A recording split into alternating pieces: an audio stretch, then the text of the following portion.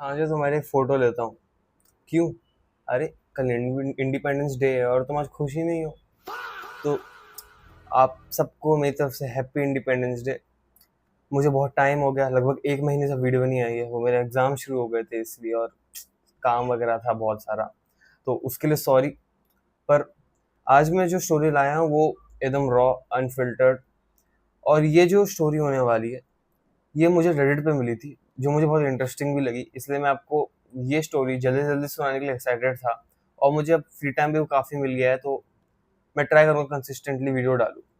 तो दोस्तों ये वाली जो वीडियो है ये ना आसाम के एक गांव से शुरू होती है। अभी दोस्तों आसाम में आपको पता है कि जो अर्थक्वेक वगैरह होते हैं वो बहुत कॉमन होते हैं। इसकी वजह से वहाँ पे ऐसे जो वहाँ के जो घरों का स्ट्रक्चर होता है वो ऐसा बनाया जाता है कि वो अर्थक्वेक प्रूफ हो। मतलब उनके उनके घर ना ऐसे हैवी नहीं होते, लाइट होते हैं, ताकि अर्थक्वेक आए तो वो उसको झेल ले। इलास्टिक बनाया जाता है उनके घर को। तो फिर दोस्तों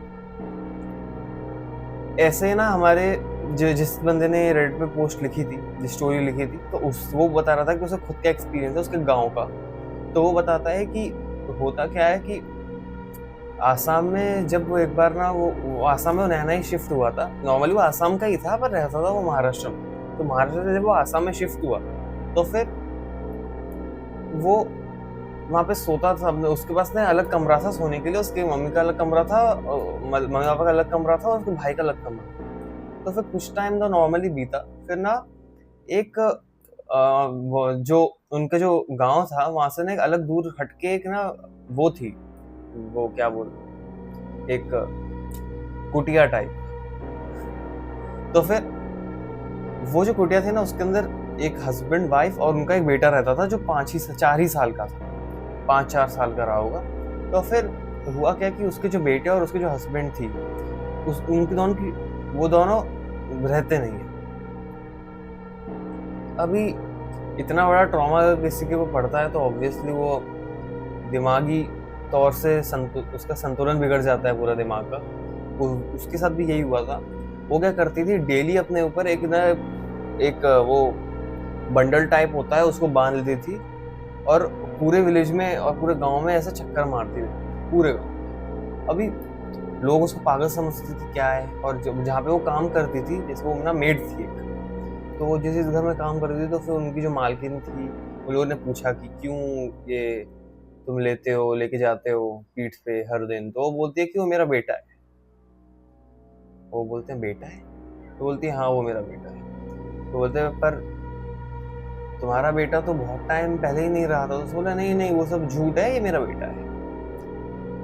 तो फिर बोलते हैं क्या बात कर रही है ये। तो फिर लोगों को ना पता चल गया था कि ये सही नहीं है। तो फिर जितने भी घर वाले उन लोगों ने उसको काम देना बिल्कुल बंद कर दिया। उसको बोला कि तुम अपने घर पे रहो, अब से आने की जरूरत नहीं है। अब कुछ टाइम बाद क्या हुआ ना, जो गाँव था ना उसमें ना ऐसी चीजें ना बढ़ने लग गई, जैसे कि जब कोई बंदा सोने जाता था उसको स्लीप पैरालिसिस, अगर आपको पता होगा तो वो होने लगा था।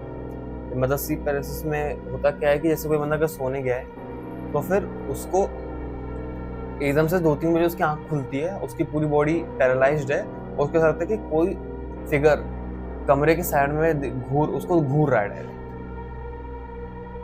मतलब फिगर, मतलब बिल्कुल डार्क फिगर, पता नहीं चल रहा क्या चीज है पर उसको घूर रहा है। तो फिर ऐसा ही इन लोगों के साथ भी होने लग गया। ऐसा इन लोगों को अपना ऐसा लगता था कि इनको ना अपना बेड ना हिलते हुए फील होता था। अब क्योंकि आसाम में वो मैंने आपको जैसे बताया कि यहाँ पे अर्थक्वेक वगैरह बहुत आते रहते हैं, तो उन लोगों के लिए बहुत कॉमन चीज थी कि आया होगा छोटा मोटा। पर उसने एक चीज क्या नोटिस करी कि उसका बेड तो 2 साइड से दीवारों से लगा हुआ था। तो उसके बेड के हिलने के चांसेस 0 थे जब तक कोई साइड से फोर्स ना लगा।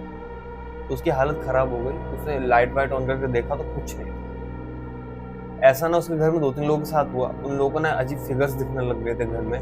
जो उनके घर पे जो मेड काम करती थी वो बोलने लग गई कि वो उसको बोले कि जब कोई घर में नहीं रहता था ना तो उसको हॉल से अपना नाम पुकारने की आवाज आती थी, कोई उसका नाम ले रहा है। तो फिर ये सब चीजें बढ़ने लगे और लोगों को शक था कि उसका ही कुछ काम हो, कि वो बहुत टाइम से तो कुटिया से बाहर भी नहीं निकली। कुछ टाइम बाद ना वो बाहर आती है और कुटिया से और एक स्कूल में जाती है, वहाँ का जो गवर्नमेंट स्कूल था। वहाँ जाके बोलते हैं कि मुझे तो मेरे बाबू का एडमिशन करवाना है स्कूल में। तो बोलते हैं कहाँ है बाबू तुम्हारा, दिखाओ।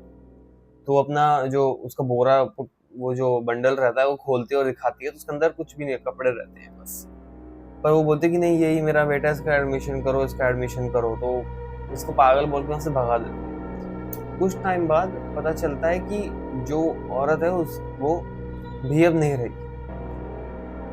उसके बाद फिर होता क्या है कि ऑब्वियसली उसके घर के आसपास में कोई जाने की कोशिश करता नहीं था और डरते थे लोग, क्योंकि ऑब्वियसली नेगेटिविटी रहती थी वहाँ पे बहुत ज़्यादा, पता नहीं क्यों डार्कनेस रहती थी, नेगेटिविटी।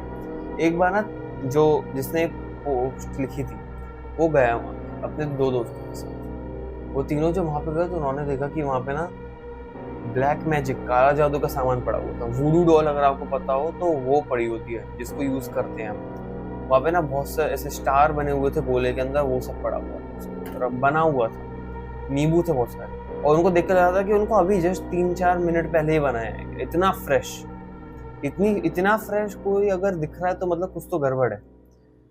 इसके बाद वो लोग ना वहाँ से भागते नहीं, वो लोग थोड़ा सा और सोचते कि थोड़ा और देखते हैं, क्या पता थोड़ा और कुछ पता चले।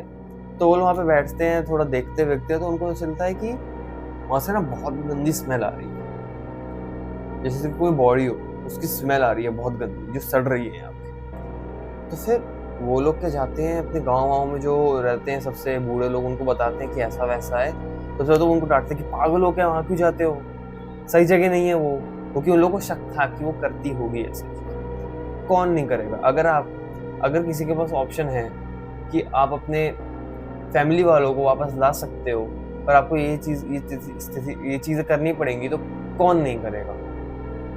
पर ऑब्वियसली वो इन सब चीज़ों में फेल हो जाती है और वो भी नहीं बचती।